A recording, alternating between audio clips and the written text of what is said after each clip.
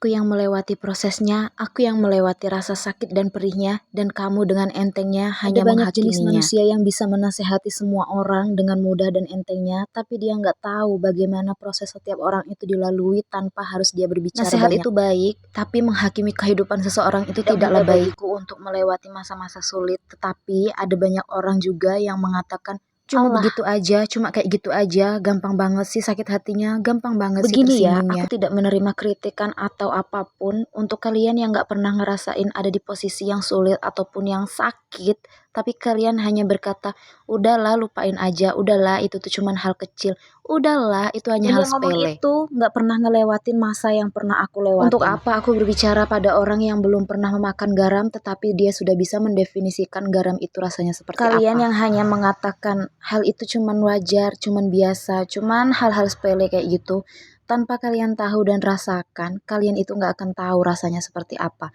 Kalau kalian bisa berkata seperti itu, harusnya kalian bisa melewatinya Tanpa terlebih pernah dahulu. Memikirkan perasaan orang yang kalian nasihati itu, sakitnya seperti apa, hancurnya seperti apa. Aku tidak akan bisa membuat Selalu orang sepemikiran denganku, selalu sepemahaman dengan aku. Tetapi jika menurutku itu tidak Untuk baik, mental dan pemikiran aku tidak akan mengikuti apa kata-kata dari bahkan kalian. aku tidak bercerita apa yang aku rasakan dan alami, tetapi kalian dengan mudahnya hanya mengira-ngira dan menduga-duga apa yang tengah aku rasakan dan alami. Udah sering kali baik sama Tapi orang, yang ada rasanya kita itu hanya dimanfaatkan. Ketika kita bisa membantunya, maka dia akan berbahagia, dan ketika kita tidak bisa membantunya, akan ketahuan sifat aslinya. Memang hidup itu harusnya sekali-kali kita kasih ujian. Kita harus melihat bagaimana situasi kita jika kita mempunyai teman di saat kita susah ataupun senang.